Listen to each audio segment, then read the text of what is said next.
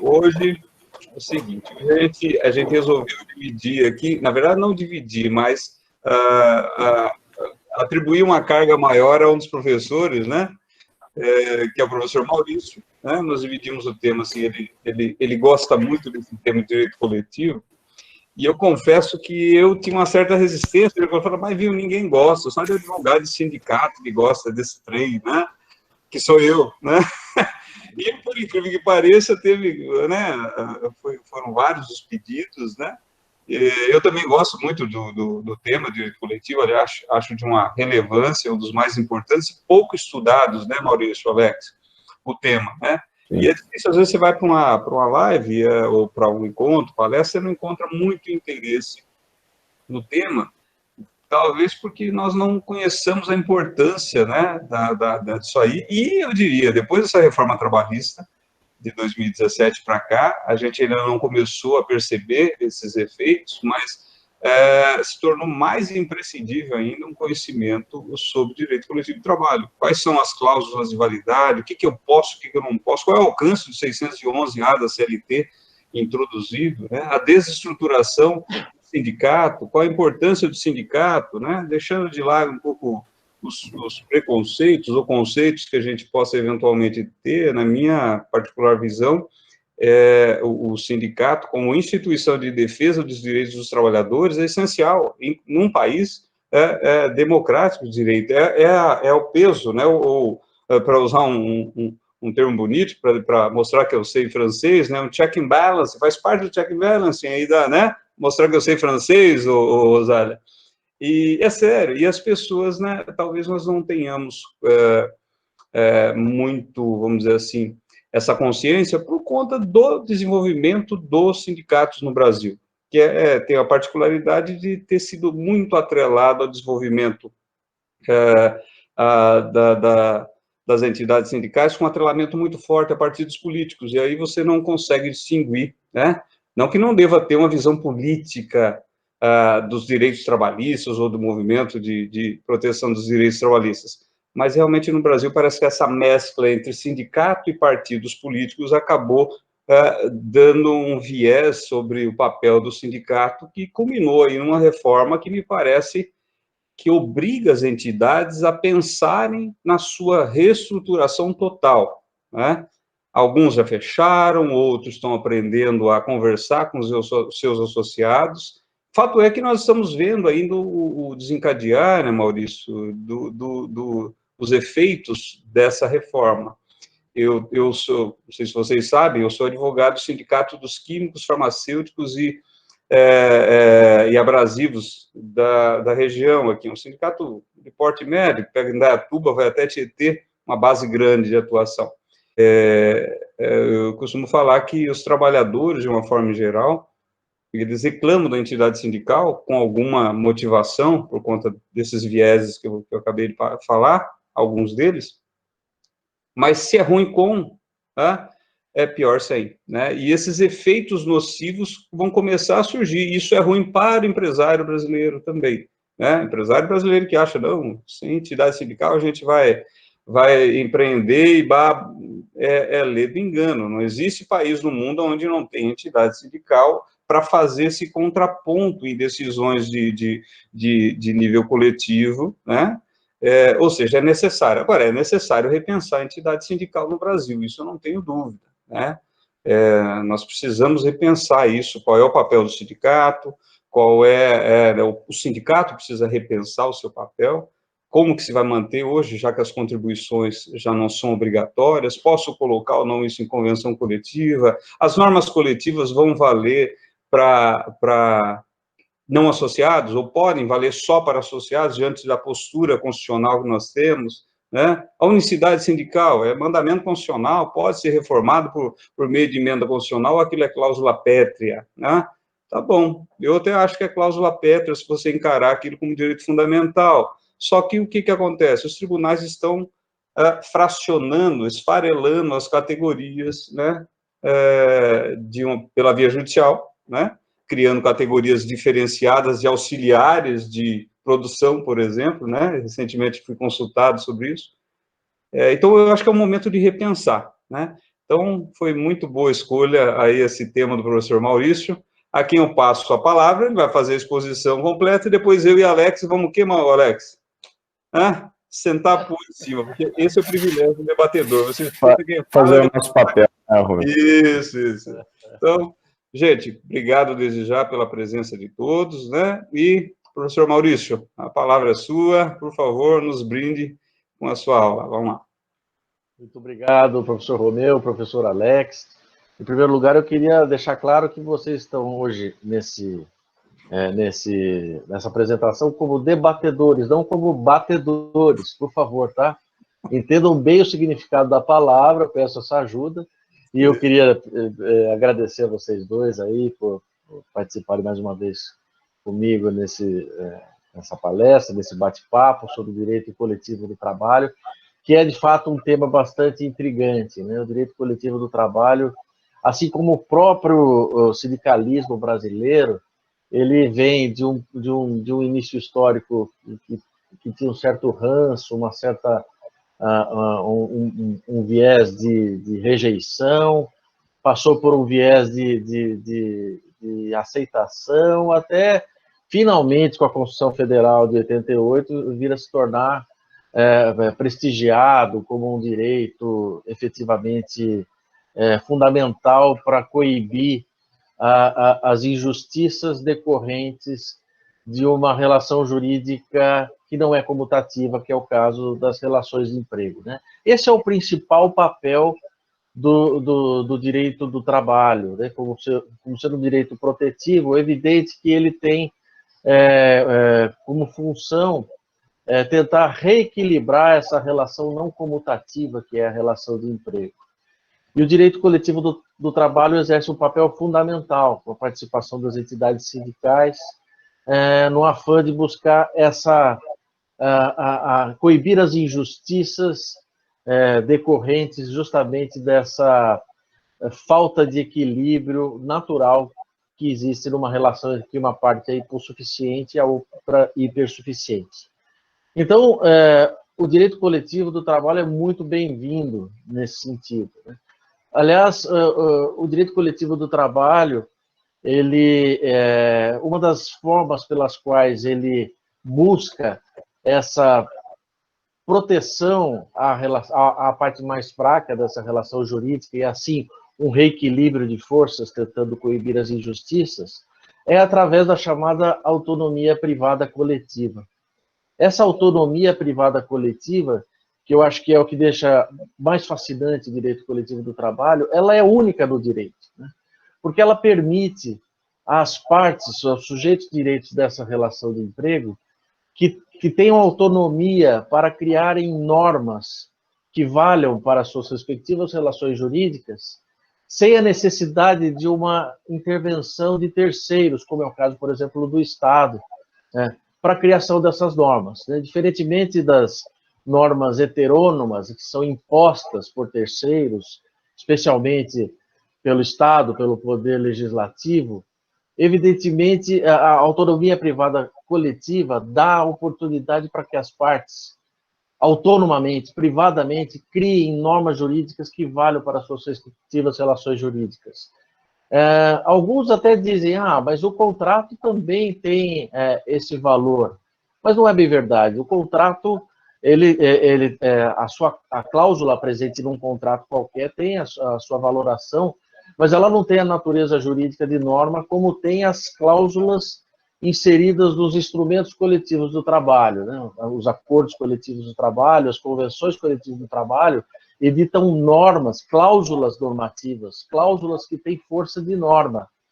E até antes da reforma trabalhista, estas cláusulas normativas tinham tanto efeito de norma quanto tinham as normas criadas pelo processo legislativo ordinário. Por que antes da reforma trabalhista digo isso? Porque a partir da reforma trabalhista, as cláusulas normativas passaram a ter um papel até mais importante, até mais forte, se comparado às normas, vamos dizer assim, as normas legislativas, como a gente vai ver aqui mais para frente com o brocado do negociado prevalecer sobre o legislado. Mas a reforma trabalhista, fundamentalmente, num primeiro momento, quis, a vontade do legislador trabalhista, com certeza, foi prestigiar o direito coletivo do trabalho, prestigiar as negociações coletivas. E a primeira forma através da qual o reformador trabalhista buscou esse prestígio às negociações foi com a criação do chamado princípio da intervenção mínima. Esse princípio da intervenção mínima está lá esculpido no parágrafo 3º do artigo 8º da CLT, que basicamente diz o seguinte, que no exame de convenção coletiva ou acordo coletivo de trabalho, a Justiça do Trabalho analisará exclusivamente, em conformidade dos elementos essenciais do negócio jurídico, respeitado o disposto no artigo 104 do Código Civil, e balizará sua atuação pelo princípio da intervenção mínima na autonomia da vontade coletiva. Qual é a mens legis aí? Qual é a vontade do legislador reformista ao estabelecer, ao estatuir esse princípio da intervenção mínima? É dizer, né, para a comunidade jurídica, para a comunidade acadêmica, para empregados e empregadores, que existe uma tendência legislativa de dar autonomia àquilo que é negociado, dar validade àquilo que é negociado. Tanto assim é verdade que esse princípio, então, estabelece que a Justiça do Trabalho só poderá considerar uma negociação coletiva inválida quando ela, no que diz respeito apenas àqueles requisitos essenciais do negócio jurídico presentes lá no artigo 104 do Código Civil, né? Agentes capazes, forma prescrita ou não defesa em lei e objeto lícito. Naturalmente, quando a reforma trabalhista foi editada, esse foi um dos principais temas em que causou polêmica, e ainda existe essa polêmica, né? Esse dispositivo é objeto de ação direta de inconstitucionalidade que ainda não foi apreciada pelo Supremo Tribunal Federal, né? Muitos defendem a ideia de que ele é inconstitucional porque, na verdade, ele não pode coibir a atuação do Poder Judiciário. Se o Poder Judiciário tem a faculdade, por exemplo, de considerar uma lei criada pelo processo legislativo ordinário não aplicável a um determinado caso concreto, porque ele não poderia fazer o mesmo em relação a uma norma coletiva criada pela autonomia privada coletiva, né? Por outro lado, também há outros que defendem a ideia de que, quando se analisa a licitude do objeto, que é um dos requisitos de validade do negócio jurídico, portanto, passíveis de avaliação pela Justiça do Trabalho no que diz respeito à negociação coletiva, esse seria um ponto que seria muito difícil não adentrar ao mérito dessas negociações coletivas para analisar a licitude de seu objeto. De qualquer forma, evidentemente que a gente tem que esperar aí qual será o posicionamento do Supremo Tribunal Federal frente a esse dispositivo reformado na CLT. Mas uma coisa é certa, ele estabelece um dos pilares dessa reforma trabalhista, que é o prestígio às negociações coletivas. As partes têm esse privilégio que vem a ser a autonomia privada coletiva, e eles devem fazer por valer esse privilégio. A ideia do princípio da intervenção mínima, portanto, é, de alguma forma, digamos assim, mitigar o princípio da proteção e prestigiar o princípio da segurança jurídica. Mas eu diria também que um outro pilar desse prestígio à negociação coletiva diz respeito à criação da ideia de que o negociado deve prevalecer sobre o legislado. Basicamente, o que quer dizer esse brocado? Na verdade é o seguinte, antes da reforma trabalhista, quando existia um conflito de normas, sendo uma delas uma norma coletiva, e de outro lado, uma norma criada pelo processo legislativo ordinário, como era a regra de hermenêutica jurídica de que dispunha o julgador para solucionar esse conflito? Qual dispositivo ele deveria escolher nesse caso concreto, no caso concreto. E a regra era o princípio da proteção, né? Decorre do princípio da proteção aquela regra segundo a qual indúbio pro operário, ou seja, antes da reforma trabalhista, deveria haver a escolha prioritária daquela norma que prejudicasse menos o trabalhador. Pois bem, essa regra de hermenêutica jurídica foi mudada com o advento da reforma trabalhista, que criou o artigo 611-A da CLT, que basicamente diz o seguinte: aquilo que for negociado entre as partes através de negociação coletiva prevalecerá sobre aquilo que foi legislado pelo processo legislativo ordinário, quando houver conflito entre essas duas normas, desde que o objeto da negociação coletiva pertença ao rol exemplificativo de temas trabalhistas que podem ser flexibilizados através de negociação coletiva. Aonde se encontra esse rol exemplificativo de temas que podem ser flexibilizados? No próprio artigo 611-A da CLT. Por outro lado, o artigo 611-B apresenta um rol taxativo de temas trabalhistas em que é ilícito se negociar através de negociação coletiva.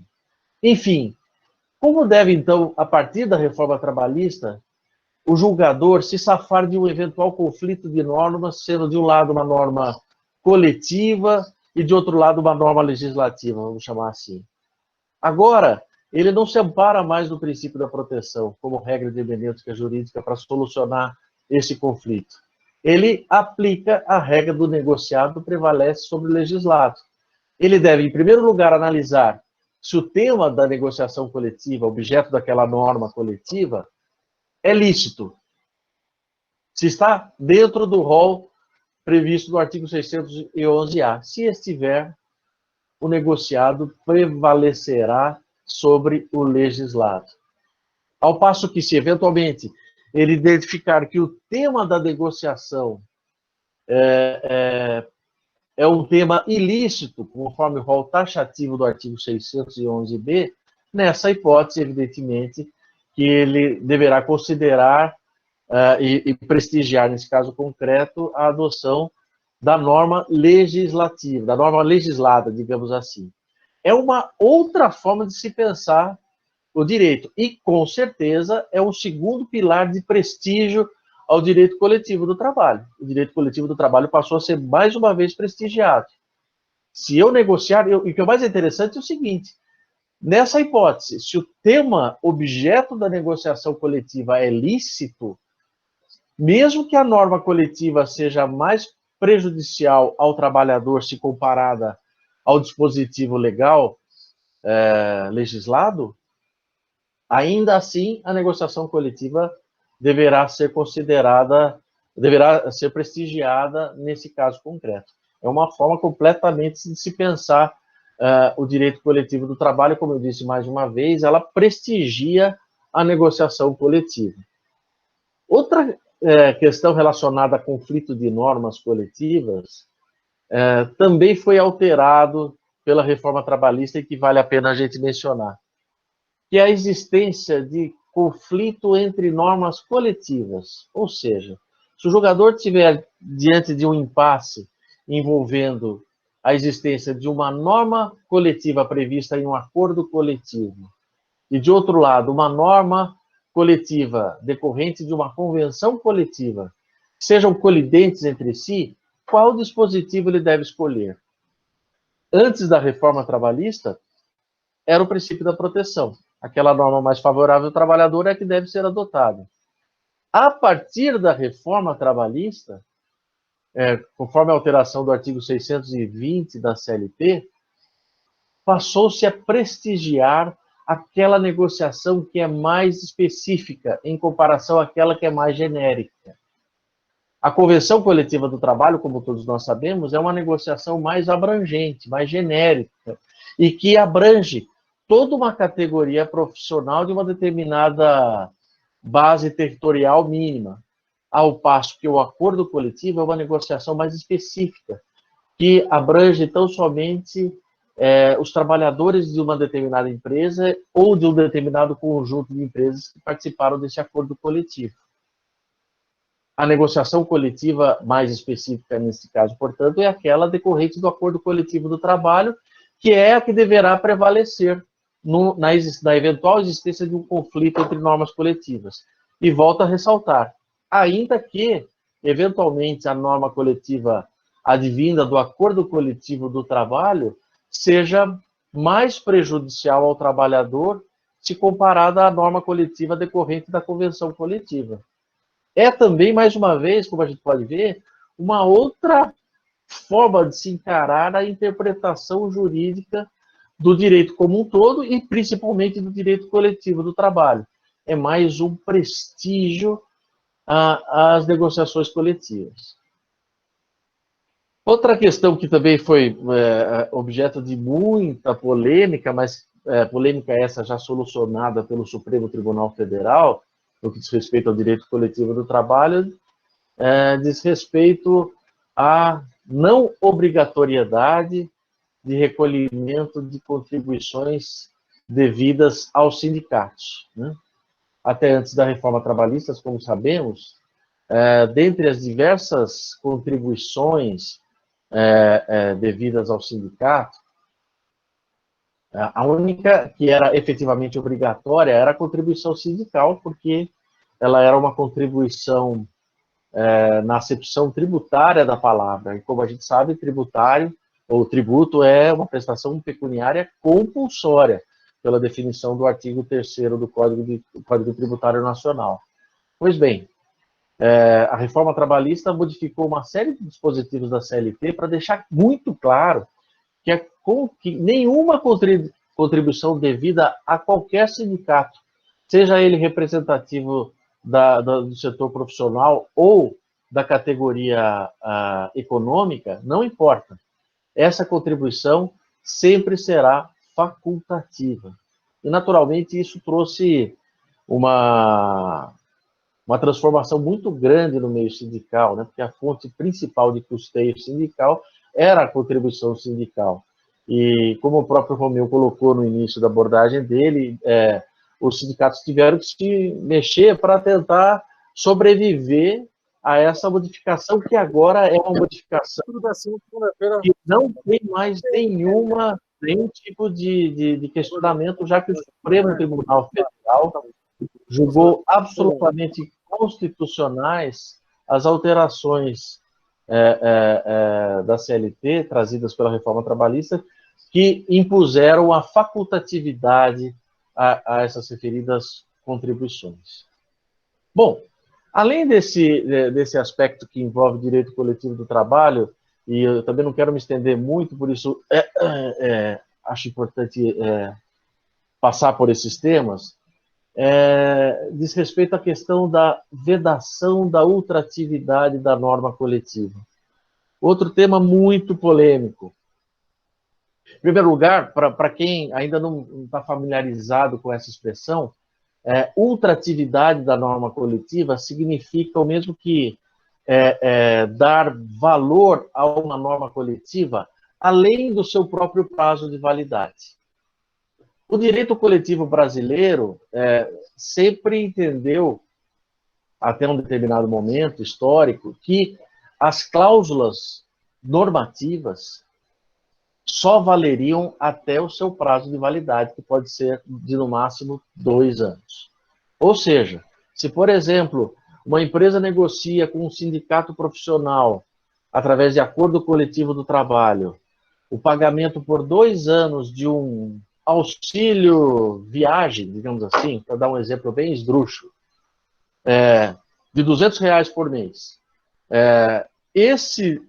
Essa cláusula teria validade até o seu termo final. Se a partir do termo final, 2 anos, não houvesse uma renovação dessa cláusula, através da renovação do acordo coletivo do trabalho, ela deixaria de ter validade. Portanto, ela não teria a chamada ultratividade da norma coletiva. Ou seja, em outras palavras, esse direito não seria incorporado ao contrato de trabalho em questão. Bom, existe até uma súmula do TST, a 277, que já dizia que no direito coletivo brasileiro não se aplicava a ultratividade da norma coletiva. Até que veio a reforma do artigo 114 da Constituição Federal, trazida pela Emenda Constitucional 45 de 2004, que modificou a redação do artigo 114, dando a ideia da possibilidade da validade de uma cláusula coletiva, caso ela não fosse revogada ou renovada por uma outra negociação coletiva. A nova redação do artigo 114 gerou essa dúvida, até o momento que, em setembro de 2012, quando o Tribunal Pleno fez uma profunda reforma das súmulas, ele reformou também a súmula 277 para que ela pudesse impor exatamente a sua redação contrária.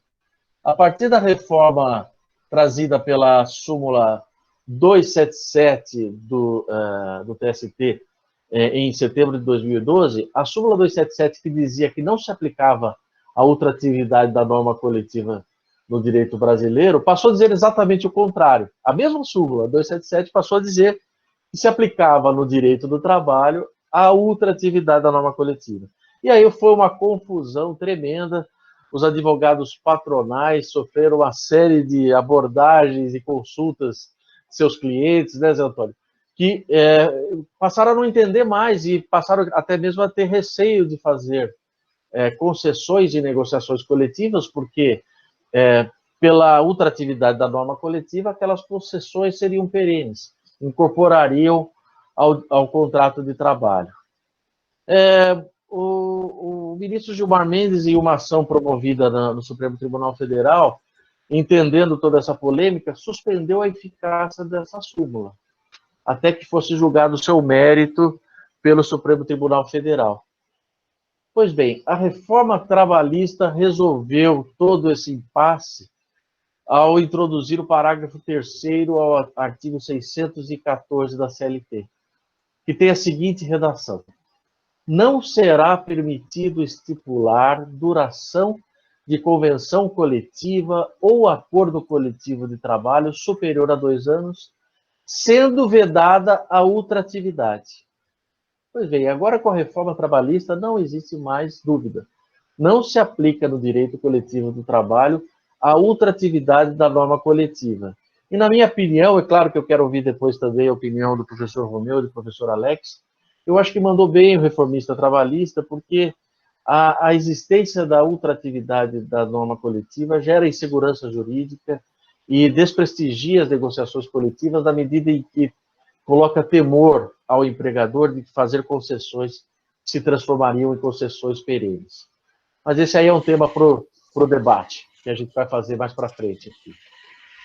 Outra novidade interessante que foi trazida pela reforma trabalhista foi a criação da figura do trabalhador hipersuficiente. Que é isso, né? A gente costuma chamar que o empregado é o sujeito da relação de emprego que é hipossuficiente, porque naturalmente ele tem menor força, menor poder de barganha, menor poder negocial, se comparado ao poderio econômico pertencente ao empregador. E é por esse motivo que o direito do trabalho é um direito protetivo, porque é um direito que regula uma relação jurídica não comutativa. O legislador reformista entendeu que não são todos os trabalhadores que se encaixam nessa figura de hipossuficiência. E definiu pelo parágrafo único do artigo 444 da CLT que aquele trabalhador que tiver salário igual ou superior a 2 vezes o teto do limite máximo do benefício previdenciário, cujo total hoje daria R$ 12.202,12, e que tenha diploma, tenha nível superior, né, diploma universitário, esse trabalhador, ele não seria considerado um trabalhador hipossuficiente. E por conta disso, ele estaria apto a negociar em pé de igualdade todos aqueles temas trabalhistas em que é lícito se negociar, que estão inseridos lá no artigo 611-A, mas sem a necessidade de participação sindical nessa negociação, para que ele tenha validade e abrangência. E aí o interessante, e é outro tema que eu quero provocar os meus amigos debatedores, é o seguinte: o parágrafo único do artigo 444 fala que o trabalhador hipersuficiente ele pode negociar esses temas, flexibilizar diretamente com o seu empregador, sem a participação sindical, portanto não se trata de uma negociação coletiva, mas de uma negociação direta com o empregador, mas as cláusulas dessa negociação direta envolvendo o empregador, elas têm a mesma abrangência legal e eficácia que teria uma negociação coletiva realizada em relação ao trabalhador hipossuficiente no que diz respeito aos temas do 611-A da CLT. Então, qual seria a natureza jurídica de uma cláusula, de um acordo individual feito por um trabalhador hipersuficiente que flexibiliza algum dos temas previstos no artigo 611-A? Não é uma negociação coletiva. Por outro lado, é uma negociação que, segundo diz o parágrafo único do artigo 444, é uma negociação que teria a mesma abrangência legal e eficácia que uma cláusula de uma negociação coletiva. Portanto, teria natureza jurídica de norma. Ou não teria? Provoco aí os meus amigos debatedores para discutir esse tema mais para frente. Outra questão que tem surgido, uma polêmica bem recente, diz respeito, decorreu, na verdade, do fim da obrigatoriedade do pagamento das contribuições. Com o fim da obrigatoriedade do pagamento das contribuições, os sindicatos, naturalmente, tiveram que se mexer para buscar novas fontes de custeio sindical.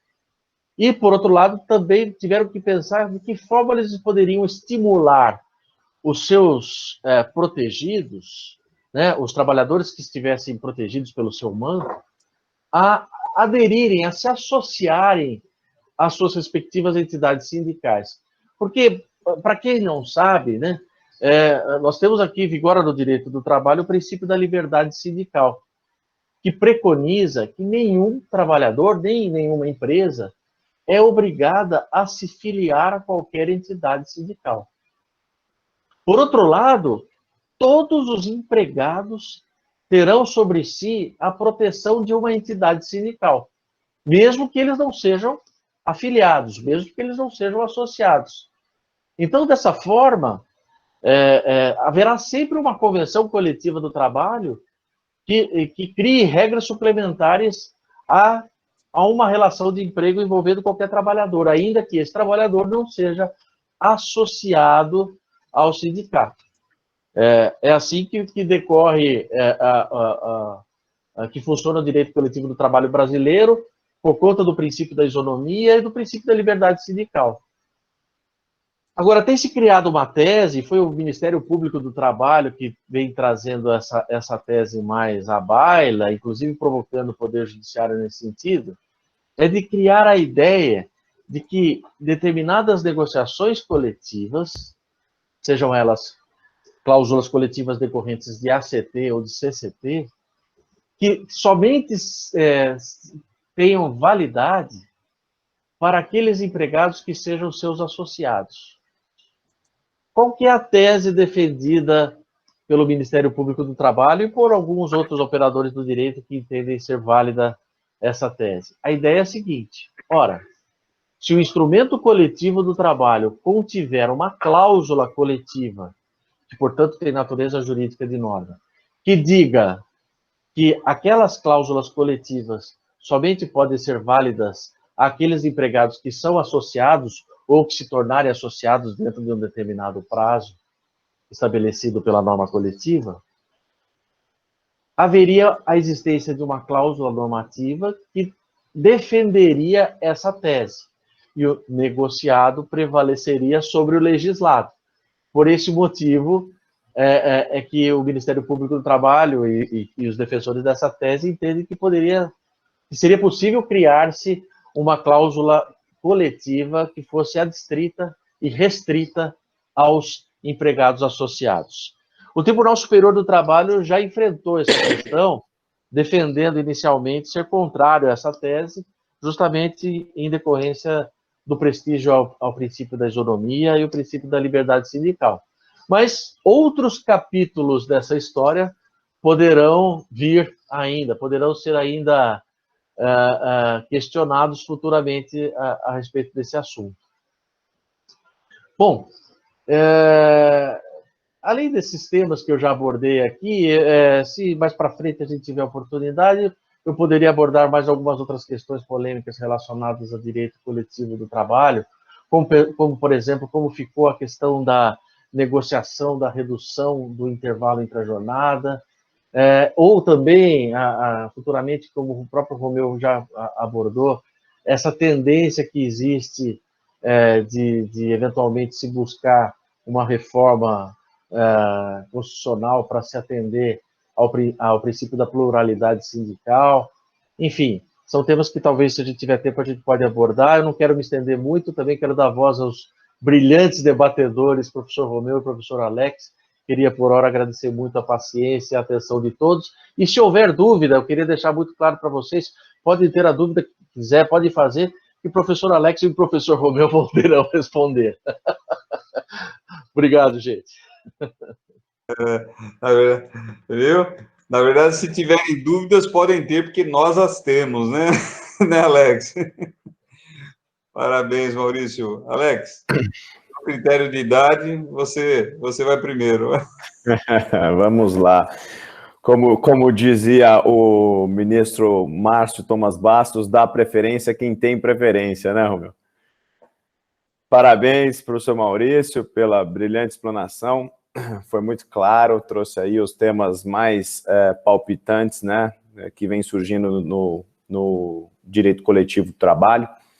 E o que eu extraio dessas discussões todas em torno do direito coletivo do trabalho, em torno da própria reforma trabalhista, em torno dessas alterações legislativas, etc., eu acho que o que a sociedade jurídica está buscando e o que tem sido aclamado é, de repente, uma restauração da boa-fé, não é? Eu acho que o direito coletivo do trabalho, sobretudo, ele é calcado na confiança, na equivalência entre os contratantes, e na presunção de boa-fé mesmo. Então, quando nós falamos a pactuação em um acordo, um acordo do trabalho, acordo coletivo, perdão, ele prevalece sobre convenção, ele prevalece, de repente, sobre o legislado. É claro que nós temos que pensar que este acordo coletivo, ele vem para somar. Pode não somar imediatamente em relação a critérios apenas econômicos, mas ele vem para melhorar a condição do emprego, não só do lado do empregado, mas também do empregador, de repente adaptando as condições de trabalho em um momento de crise, e ali tendo uma contrapartida de garantia de emprego, de estabilidade, para que no futuro o empregado possa usufruir desta melhora econômica, deste conteúdo que foi, de repente, ali minorado em uma situação de crise, e então que ambos de mãos dadas possam atravessar a crise. E eu acho que isso está mais do que em voga neste momento. E eu penso, e eu tenho visto, os sindicatos, tanto de empregado quanto de empregadores, perderem um pouco a oportunidade que está sendo concedida nessa crise do coronavírus. Eu vejo desde o início da pandemia, diversos advogados dizendo, olha, excelência, eu não consigo negociar. Olha, a empresa está tentando negociar com o sindicato de empregados e eles não atendem. Ou os empregados estão tentando negociar com o sindicato dos empregadores e eles não atendem. Ou, por hora, um sindicato de um lado ou de outro submete ali a negociação, condiciona a negociação ao recebimento de eventuais contribuições que não foram adimplidas no passado, etc. E eu acho que deveria ser o contrário. Neste momento que os sindicatos deveriam provar que eles estão e possuem condições de suplantar, de repente, a rigidez da norma heterônoma estatal, para que eles possam juntos construírem ali condições novas de trabalho para atravessarem essa crise. E eu vejo que a maioria dos conflitos coletivos que estão tomando conta aí dos noticiários, dos sites jurídicos, o conteúdo ele é bastante incipiente, é bastante claro se observar que é possível chegar a uma solução consensual e não precisar levar isso ao Poder Judiciário. Então, nós vemos, por exemplo, existe um dissídio coletivo de natureza jurídica que foi distribuído pelo Sindicato dos Metroviários contra a Companhia de Metrô e o Estado de São Paulo, em que se pretendia ali o afastamento das pessoas em grupo de risco e a concessão de EPIs para aquelas pessoas que tivessem que trabalhar prestando uma atividade essencial. Isso foi concedido pelo Tribunal Regional do Trabalho da 2ª Região e depois essa decisão foi reformada no Tribunal Superior do Trabalho, mediante uma decisão monocrática da ministra-presidente, a ministra Peduzzi, em que ela disse que a via eleita não era adequada porque se tratava de um dissídio de natureza jurídica que não possui como escopo, né, além da declaração do conteúdo de normas.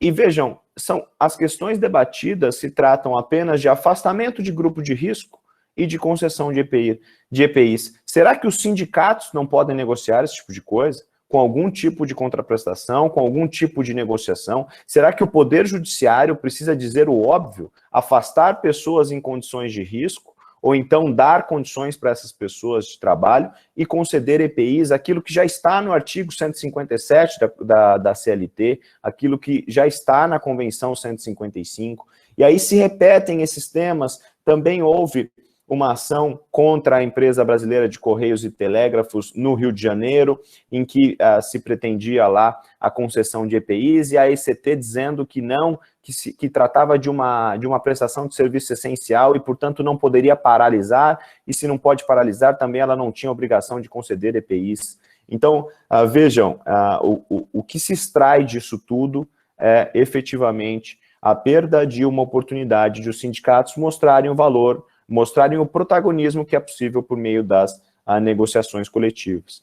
E aí, dentro dessa possibilidade de melhoria da condição do emprego, e isso considerando tanto o lado econômico quanto o lado empregatício, nós temos que pensar aí na possibilidade, de repente, de reconhecimento de acordos coletivos e convenções coletivas no âmbito dos empregados domésticos. Esse é um tema bastante polêmico, porque a emenda constitucional número 72 de 2013, ela veio integrar ali, no parágrafo único do artigo 7º da Constituição, integrar a possibilidade de negociação coletiva, garantir o direito de negociação coletiva. E se a Constituição Federal assim o fez, por óbvio que as normas infraconstitucionais devem ser interpretadas à luz da Constituição Federal. Mas não é o que tem sido feito, e a polêmica existente vem exatamente pela conceituação, pela discussão que existe a respeito da categoria econômica.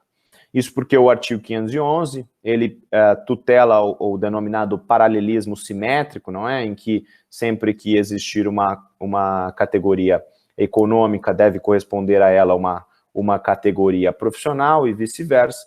E nesse sentido, como lá se define como categoria econômica, e por conceituação legal nós temos que o empregador doméstico não desempenha atividade econômica, então existem muitos julgados e muitos entendimentos que pretendem negar a possibilidade de sindicalização e de reconhecimento dessas normas coletivas aos empregados domésticos pela ausência de efetiva representatividade patronal.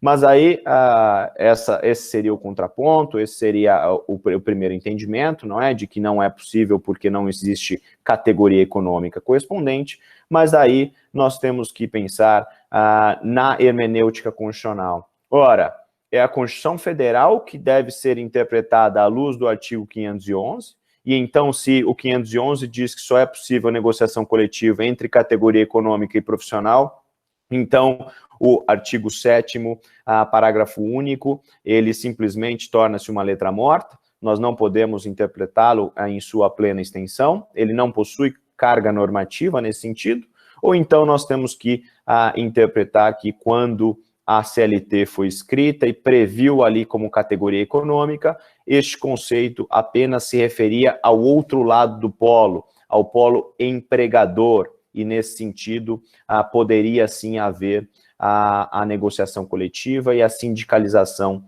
dessas pessoas. Porque se nós não entendermos desta maneira, então nós vamos entender como inócuo, inclusive, os registros sindicais que já existem, em sindicatos dos empregados domésticos e sindicato dos empregadores domésticos. E nesse sentido, eu tenho visto ao longo do tempo muitas justificativas no sentido de que, ora, excelência, mas ficou muito caro contratar empregado doméstico. Se nós reconhecermos os termos das normas coletivas, isso fica inviável. E eu sempre respondo, essa não é uma questão de ser caro ou ser barato. A questão é que nós estamos tratando de um trabalhador e que é abarcado pelo artigo 7º da Constituição Federal e deve ser tratado em pé de igualdade. Inclusive, existe aí uma dívida histórica, porque demorou-se muito a prever essa igualdade. Então, eu devolvo aí a pergunta ao nosso querido expositor, e advogado aí, na maior parte das vezes, de empregadores, a respeito da concordância ou discordância dele, da possibilidade de reconhecimento ou não das normas coletivas dos empregados domésticos.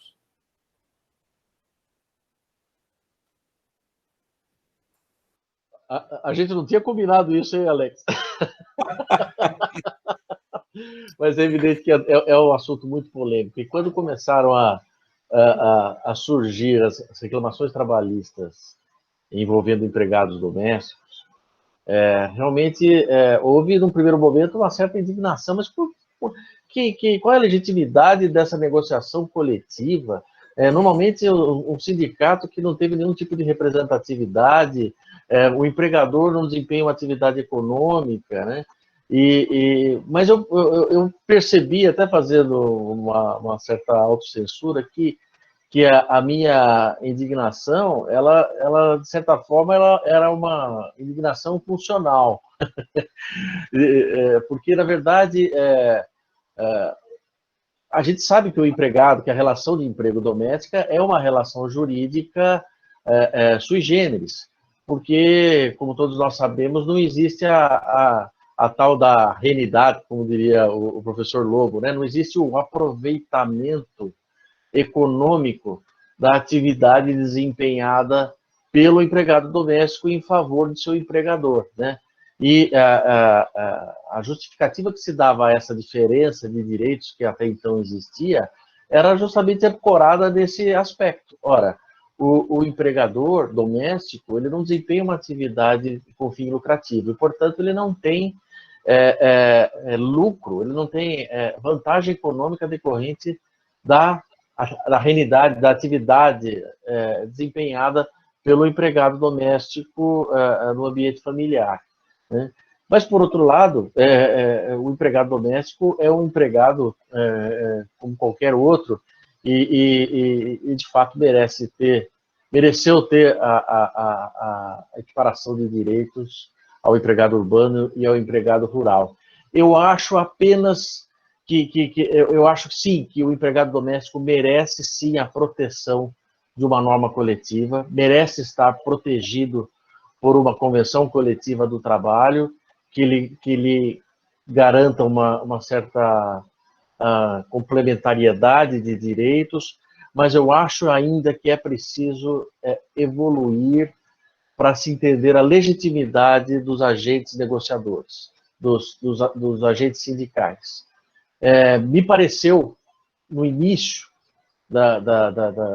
quando surgiu a Lei Complementar 150 de 2015, me pareceu que algumas entidades sindicais agiram com um certo oportunismo, tentando aproveitar a carona no bonde para pegar carona naquele direito. Enfim, eu acho que a solução está em se pensar um meio termo. Vamos devolver a bola, Alex, para o professor Romeu, para ver o que ele acha? Bom, primeiro, Maurício e Alex, parabéns pela exposição de vocês. Assim, nesse ponto específico do doméstico, eu tenho assim, vamos dizer assim, eu entendo que a Justiça do Trabalho, particularmente a Justiça do Trabalho, nossa jurisprudência, ela é prática, tá? E o que significa ser prático? Ela ignora o dispositivo, né, legislado, e ela considera o fato. E o fato é realmente a fonte do direito, né? Fato, valor e norma, esse é o mantra que todo mundo tem na cabeça, né? E com esse mantra na cabeça, às vezes eu acho que a gente tende a passar sobre muitas coisas, o texto da lei, aí vem o que a gente chama de ativismo judicial, mas não é nesse ponto que eu vou chegar.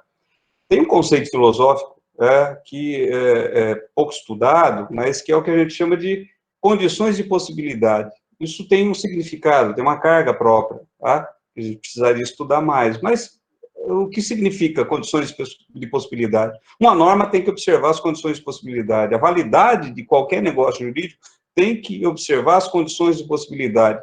Se eu pudesse sintetizar, simplificar e incorrendo em todos os erros que qualquer simplificação acaba correndo o risco de incorrer, significa dizer o seguinte, né? Nenhuma norma pode ignorar a realidade.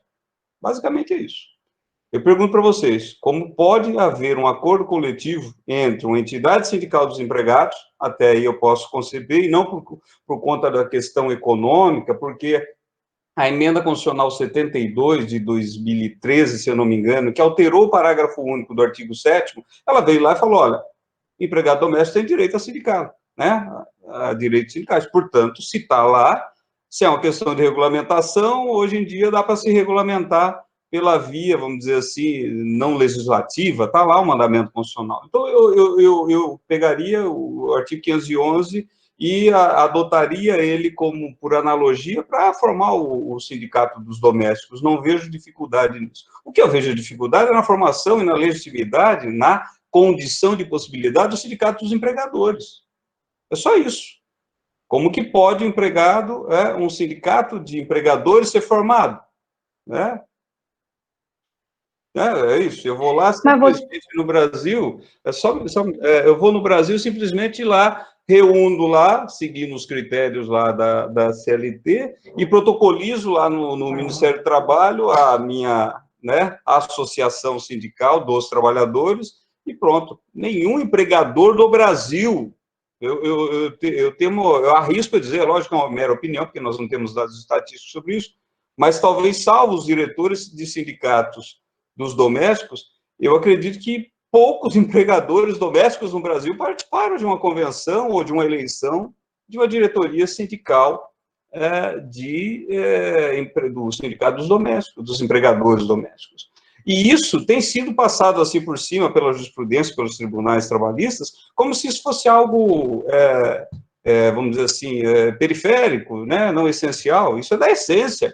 Que é isso que confere a legitimidade ao sindicato, é o reconhecimento, a legitimidade social, pelo menos. A legitimidade legal, jurídica, bom, o juiz decide, vamos lá, mas a legitimidade social, que é o reconhecimento de cada um que participa e que é afetado por conta daquela decisão, isso não acontece. E esse é um dos grandes problemas do movimento sindical do Brasil.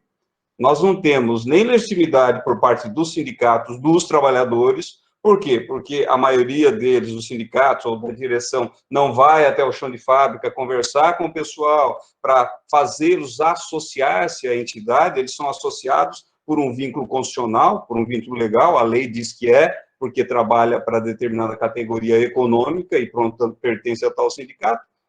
E não correu nunca a entidade sindical dos trabalhadores, na sua maioria, veja bem, existem sindicatos combativos, existem sindicatos que vão até os trabalhadores e chamam ele para conhecer, existe.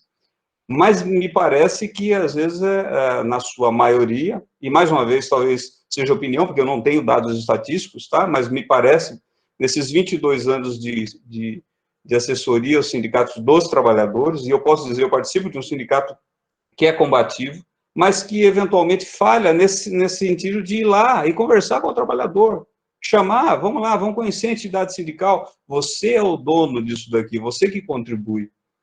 Por quê? Porque nós tínhamos a contribuição obrigatória, então não precisava conversar com os trabalhadores, já estava lá, né?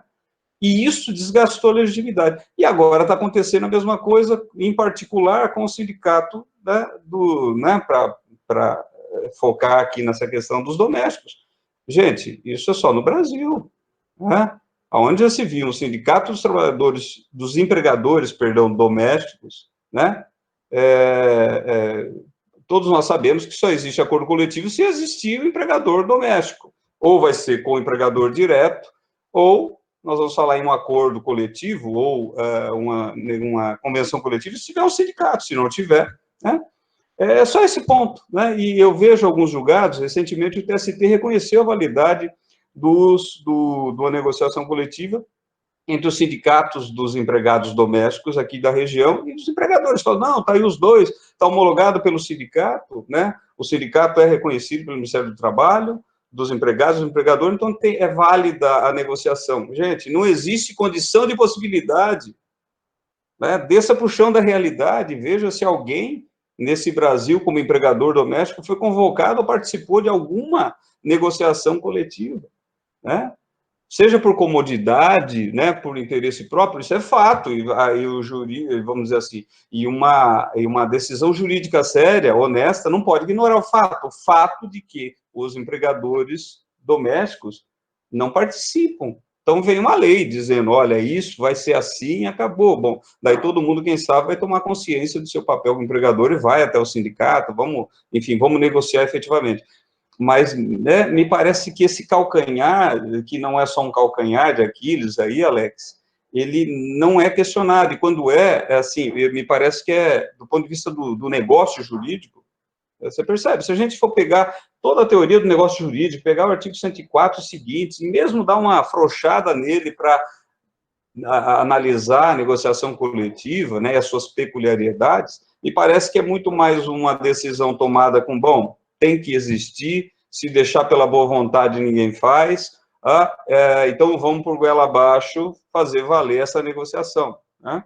É lógico, é uma consideração, eu acho que também, como o Alex e o Maurício ponderaram, é necessário essa categoria mais fragilizada, percebam, é uma categoria que até 5 anos atrás, gente, não tinha direito a horas extras, quer dizer, é loucura.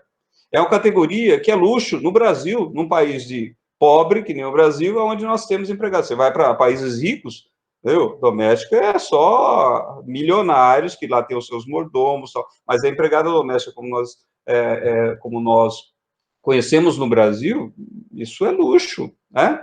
É luxo. Pessoas que têm...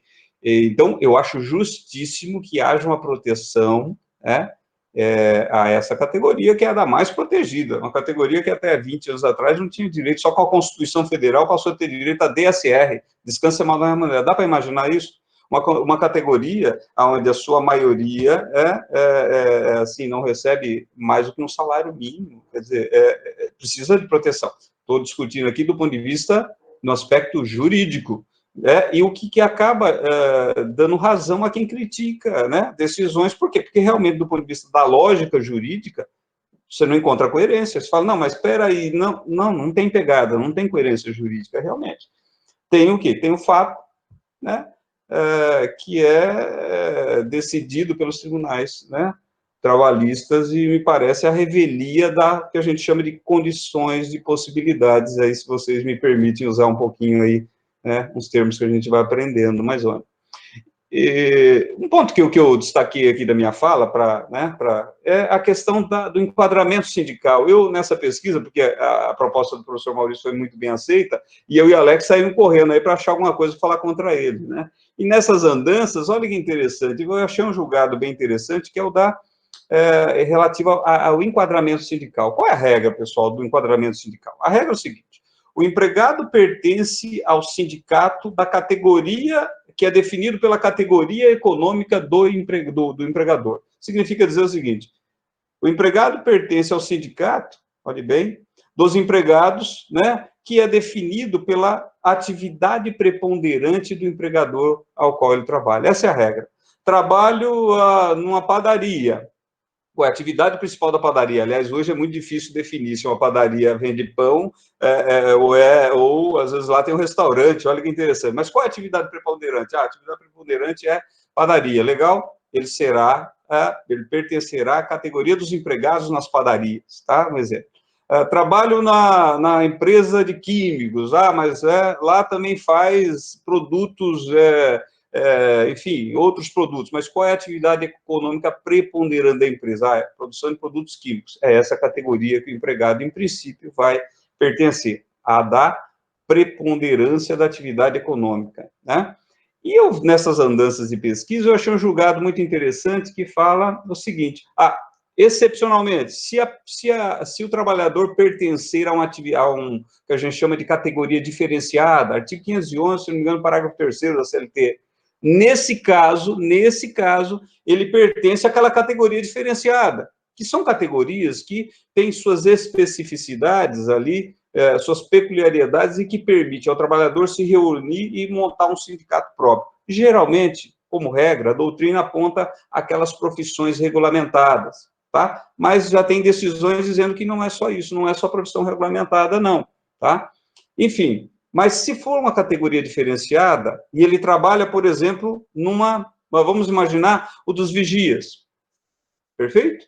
E aí, aplico a convenção coletiva do vigia, que trabalha na padaria, ou aplico a convenção coletiva dos trabalhadores nas padarias? Aí tem a súmula 374 do TST, que fala, olha, nesse caso, se for categoria diferenciada, organizada, com sindicato próprio, vai aplicar a convenção da categoria diferenciada, desde que a categoria econômica, ou seja, o sindicato ou o empregador, tenha participado dessa negociação. Se o sindicato, né, ou o próprio empregador não participou da negociação que formou aquela convenção coletiva, ou aquele acordo coletivo, de uma forma geral, ele não participou, não se aplica àquele empregador, vai aplicar, portanto, ali a convenção pela atividade preponderante do empregador. Tudo bem? E eu descobri nessas andanças, na pesquisa, uma exceção a essa regra, que é o seguinte: se, porém, vou até pegar aqui o julgado, uma decisão da SDI já, né? Se, porém, né, se o empregado, olhe bem, vou ler aqui para vocês a minuta, olha, a regra do enquadramento pela atividade preponderante do empregador, ela abre uma exceção quando o integrante da categoria diferenciada dá-se em função do local da prestação de serviço, independentemente da localidade da sede da empresa, ainda que a entidade patronal não tenha participado ou tenha sido representante naquela negociação, quando a prestação de serviço é em outro local da onde o empregador é localizado. Vamos imaginar, nós estamos aqui na capital de Salto, né, capital do interior paulista, né, e uma empresa trabalha aqui, contrata o seu empregador aqui, e ela é do ramo da construção, por exemplo, né, construção, ela vai exercer sua atividade, levar os seus trabalhadores para trabalhar em Campinas, e lá tem outro sindicato, com o qual esse empregador aqui de Salto não negociou, tá? Aí tem que observar a regra estabelecida na negociação coletiva entabulada pelas entidades sindicais lá de Campinas, muito embora, nesse caso, esse empregador aqui, não tenha necessariamente participado ou sido representado por seu sindicato da categoria econômica lá no município de Campinas. É uma exceção à regra, né, da especificidade, né, do enquadramento pela atividade preponderante, uma exceção à súmula 374 e aonde se privilegia o critério da territorialidade, tá? Lógico que esse caso aqui, ele foi decidido por um caso onde era aqui, um caso aqui julgado no TST, depois eu vou passar o link para vocês, deixa eu ver se eu consigo aqui, é um caso interessante, porque me parece uma tendência do TST, aliás, eu vi vários julgados, a ignorância minha que não tinha visto antes, mas tem vários julgados nesse sentido, de privilegiar a territorialidade, né, no caso particular, mesmo nos casos onde o empregador não tenha participado da negociação, né, mas por conta dele ter se deslocado para um local, para fazer prestação de serviço lá, aonde, naquele caso, prevalece a norma produzida pelas entidades sindicais daquele local, em detrimento das normas com os sindicatos que ele negociou aqui, percebe? Territorialidade, enquadramento da especificidade, enquadramento pela atividade preponderante, nesse caso excepcional, prevalece a da territorialidade. É isso que eu tinha para colocar para os colegas, e eu acho que a gente pode abrir aqui a perguntas, né? Eu vou pedir aos colegas que façam perguntas aqui no chat, se for possível, tá? Se não for possível, a gente abre o microfone sem problema. Eu acho que eram essas considerações, o Maurício, o Alex, parabéns aí pela exposição de vocês, é um tema, vamos dizer assim, que tem muito conteúdo, a gente podia ficar aqui 2 horas falando só sobre ultraatividade na norma, importância positiva ou negativa, né, disso aí, porque tem os seus prós e os seus contras, né, mas eu acho que a gente conseguiu aí, com a exposição do Maurício, as complementações do Alex, eu espero que as minhas também, dado alguma contribuição. E agora, vamos lá, se me permite, vou passar essa pergunta aqui, que já vai ao encontro da sua, que é possível a empresa trocar de sindicato, negociar com outro sindicato que lhe seja mais benéfico? E eu vou complementar. Quais as consequências disso? Se a Rosália tem 3 lá, ela escolhe um. E, geralmente, o critério para escolher o um é aquele, talvez esse que a Dani colocou aqui, né? Aquele que é mais benéfico em termos de negociação, ou próprio de convenção coletiva. Alex, por favor. Vamos lá. Eu pedi para o Maurício responder primeiro, depois jogar a batata quente no colo do Alex, Maurício, mas vai lá. Ele vai ter que decidir depois, né? Eu achei que a bola ia chegar mais mansa aqui, já arredondada pelo Maurício. Mas só complementando o que o Romeu disse, eu também entendo, Romeu, pela dificuldade lá da sindicalização do empregador doméstico, já decidi nesse sentido, é muito difícil realmente.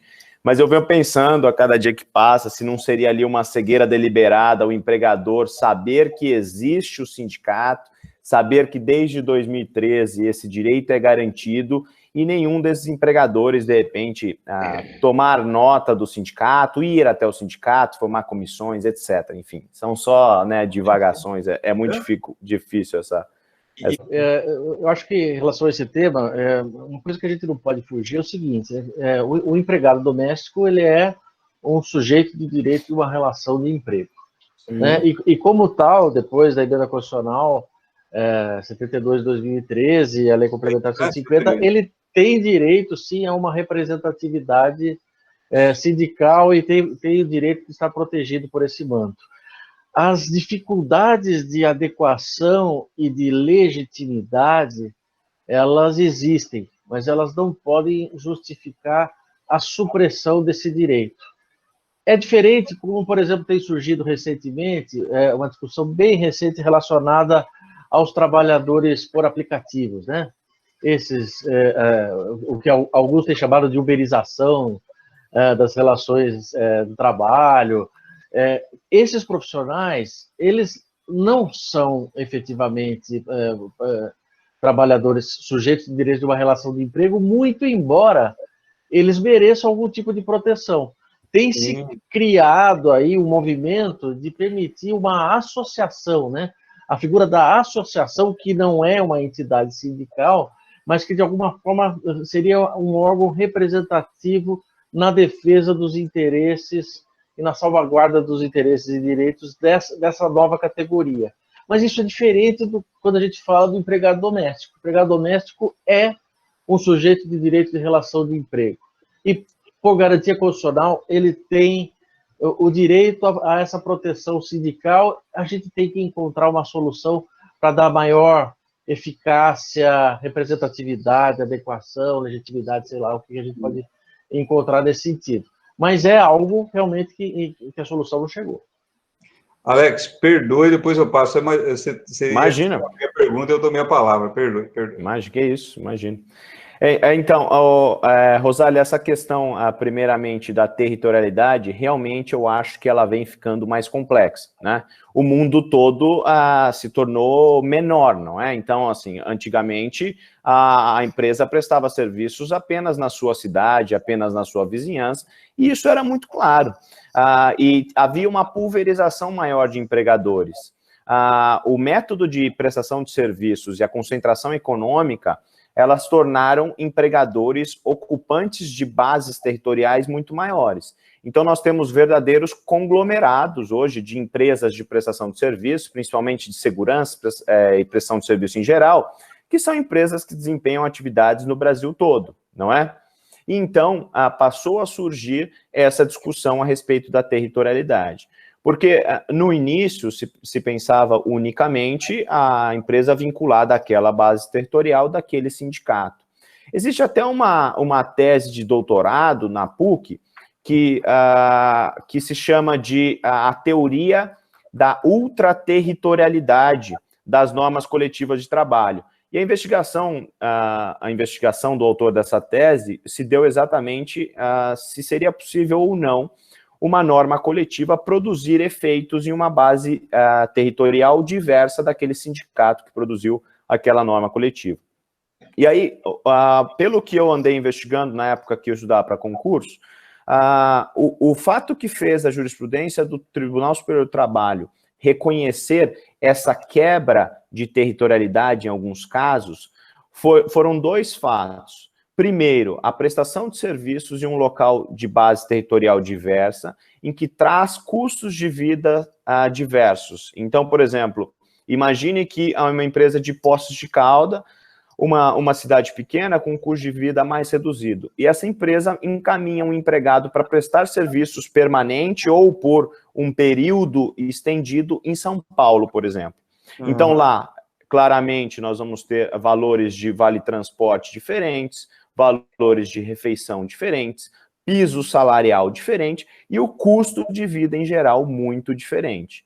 Então, a jurisprudência passou a analisar esses fatos, e aí estão aqui os fatos a produzirem efeitos jurídicos, né, como disse o professor Romeu, e então passou a dizer, olha, realmente, o critério da territorialidade, neste caso, ele não faz sentido. Porque se assim for, eu estarei incentivando, de repente, que empresas constituam sedes fictícias em locais com território menor, em que patamar civilizatório menor, né, seja lá como queira significar essa expressão toda econômica, para prestar serviços em localidades como São Paulo, Rio de Janeiro, grandes metrópoles, com critérios sindicais inferiores. E aí até usaram, existe uma teoria, a lei do pavilhão, que regula o registro de embarcações, de cruzeiros, etc., e aí disciplinam as questões, qual a norma, qual o país que vai reger as relações de trabalho, e aí se usou até esse tipo de entendimento para permitir, então, a quebra da territorialidade, e aí se permitir que, de repente, se determine que aquela outra localidade passe a reger o contrato de trabalho. Mas veja, você vai ter que investigar se realmente se trata de uma prestação de serviços prolongada, se não se trata ali de uma prestação de alguns dias, de algumas semanas, e se realmente o custo de vida, a condição de vida daquela cidade é muito diversa do território em que está sediada aquela empresa. Porque aí nós entramos na questão da boa-fé, né? Nós entramos aqui na comutatividade das prestações, existem várias balizas para a gente analisar esse negócio jurídico de filiação sindical. E aí, respondendo a outra pergunta, que a nossa colega Daniela fez, se seria possível a empresa trocar de sindicato. Não, Daniela, a relação sindical, o pertencimento a determinada categoria econômica, ela se dá pela atividade preponderante. Aquilo que a empresa maior desempenha com maior volume, com maior quantidade, aquilo que ela faz na maior parte de sua essência. E aí existe um enquadramento sindical vinculado e obrigatório, exatamente para que a empresa não opte por determinado sindicato que lhe seja ali mais benéfico ou então mais prejudicial ao empregado. Geralmente, não, Alex, a opção, quando se dá essa opção, é melhor parar e, se possível, optar pelo mais, vamos dizer assim, oneroso, né? Não deixar que o viés do menos oneroso, porque vai resultar numa ação coletiva e aí o que vai acontecer é que todo um passivo de 3, 4, 5 anos acumulado para todo o universo de trabalhadores podem vir a ser... Mas a melhor opção também, eu já enfrentei uma situação dessa, uma alternativa, seria o quê? Ajuizar uma ação, tá? Em primeira instância, não seria caso de dissídio, uma ação declaratória de atividade diante do conflito ali, né? Seria uma possibilidade jurídica, ou seja, ajuizar uma ação judicial para que fosse definido qual é ali né, qual seria a categoria de um sindicato mais apropriado. Maurício, você entende essa questão da territorialidade? Poderia ser objeto de negociação coletiva? Ou seja, sindicato aqui de Salto, representando os trabalhadores, a categoria econômica, negociam que, olha, se for trabalhar lá em Campinas, vai prevalecer essa convenção aqui. Vocês acham que seria possível isso, com base no 611A lá, ou seja, legislado? Só quando você vai responder, só para complementar, por quê, gente? Assim, só para fazer, eu não sei se quem atua mais na área defendendo o empregador, o que a gente precisa aprender, principalmente quem é da área trabalhista defendendo o empregador, é o quê? Negociar. É isso, né? A gente está entrando na era da negociação, onde as negociações têm poder por conta do 611A. Então, acho que a gente precisa negociar, mas mais do que isso, saber o que é possível negociar, né? Porque não é porque está lá que é permitido, né? Ou que existe essa possibilidade que você pode meter os pés pelas mãos e vai negociando e depois tem um passivo enorme, né? Você acha que essa cláusula aí seria? Não está lá no 611B, né? Vedando. Eu entendo que não, Romeu. Eu acho que, bom, a prerrogativa, a gente sabe que o enquadramento sindical é uma prerrogativa da empresa, nós sabemos disso, mas como você e o próprio Alex expuseram, quer dizer, o enquadramento sindical não é uma escolha livre do empregador, né? Ele deve se adequar ao tipo de atividade empresarial que ele vai desempenhar. E realizar, eventualmente, uma negociação de reenquadramento sindical pode, eventualmente, lesar o direito de alguma outra categoria sindical que se colocasse como detentora desse direito de ser enquadrada. Aliás, falando sobre esse tema, você me fez lembrar de um caso interessante que aconteceu, que foi justamente o seguinte: uma empresa na região de Sorocaba que comprou uma unidade na região de Campinas, por exemplo. Depois de um determinado momento, a atividade exercida, desempenhada na unidade de Campinas, foi transferida para a unidade de Sorocaba. E aí o que fazer? Qual regime convencional adotar? Num primeiro momento, sem qualquer tipo de dúvida, adotar o da origem onde a atividade está sendo realizada, que no caso era Sorocaba. E aí, do comparativo entre as cláusulas normativas da categoria que representava a empresa em Campinas e a de Sorocaba, surgiram alguns impasses, dentre os quais um bastante severo, que era o fato de que a Convenção Coletiva de Campinas autorizava uma jornada de trabalho especial de 40 horas semanais, ao passo que a jornada de trabalho de Sorocaba era de 44, conforme o limite constitucional. Em primeiro lugar, você não tem nenhum tipo de dúvida. Você tem que enquadrar sindicalmente a atividade desempenhada aqui em Sorocaba, a teoria do conglomamento, o menos pelo mais, enfim, adota. Mas nesse caso, em que se fala em outras palavras, de uma redução salarial, na medida em que eles lá tinham direito a receber receberam um salário por 40 horas semanais e tiveram que se submeter aqui a um trabalho de 44, uma jornada de 44 horas semanais e com o mesmo salário. Como ficaria essa situação? Delicada, né? Mas você percebe, Maurício, a resistência, eu não sei se você, o Alex, concorda, a resistência que nós temos ao contratado. Você percebe? Por que não tem validade um acordo desse? Porque se isso vale para mais, vale para menos. Se eu vou trabalhar numa empresa, numa cidade onde o piso, o custo de vida é maior, tá bom, tem que pagar mais, legal. Mas se eu vou trabalhar num local onde o custo de vida é menor, daí eu vou poder reduzir? Ah, não, aí tem o princípio da norma. Não, peraí. Por que não se resolve isso através de um acordo? Né? Numa norma escrita, onde as partes ponderaram todos os riscos e se acorda, e aí é possível. Mas, realmente, eu temo que, assim, uma interpretação mais imediata seria, não vale, porque... Por quê? Porque nós temos muita resistência ao acordado. Por quê? Porque a gente, quem está na prática, né, indo para a prática e depois a gente volta para o mundo acadêmico. Indo para a prática, você fala, vai ter sacanagem, vai ter isso, vai ter aquilo. Né? Vindo para o mundo acadêmico, né? Seria, me parece aí, assim, algo que daria segurança jurídica, obrigariam as partes a negociarem um pouquinho mais, porque as partes ainda, vamos colocar, empregado e empregador, pelas entidades, ainda estão aprendendo a negociar, nunca precisaram efetivamente negociar, agora vão precisar negociar efetivamente, né? E me parece que essa resistência, e meu primeiro impulso também seria responder, não dá para negociar isso, que me parece algo que fere a essência, mas se eu olhar o artigo 611b, não está lá que não pode, né? Mas a resistência nossa é nesse sentido, olha, não porque eu acho que... Você percebe, mas eu só estou colocando porque esse é um debate que a gente está colocando para discutir ainda, claro, o antigo e o novo, né?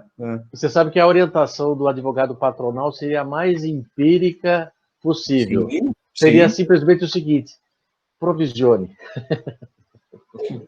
Sim, é prático, né? Você é prático, né? Mas, assim, do ponto de vista jurídico, me parece, eu não sei o que o Alexis pensa aí, Alex. Eu entendo ainda que é compulsória a escolha da categoria, Romeu. Mesmo porque, eu pensando, eu vejo que, assim, a compulsoriedade da escolha da categoria, ela decorria... Pode falar. Não, perdão, não é da categoria, do território. As partes legitimadas por seus respectivos sindicatos, nesse ponto da territorialidade. Olha, se eu for trabalhar em Campinas, sindicatos combinando, não, vai valer a norma aqui, que a gente produziu aqui, para esse, com a base do empregador, que é com base na realidade do empregador aqui. Isso para bem ou para mal. Ou seja, se vamos negociar uma cláusula, se você for para Campinas, vai valer esse acordo que nós fizemos aqui, não de lá, né? Mas realmente, da escolha da categoria, eu também não vejo como, né? Não, nesse ponto, eu entendo perfeitamente possível. Até porque não existe nenhuma norma, assim, determinante em sentido contrário. Até porque o TST vem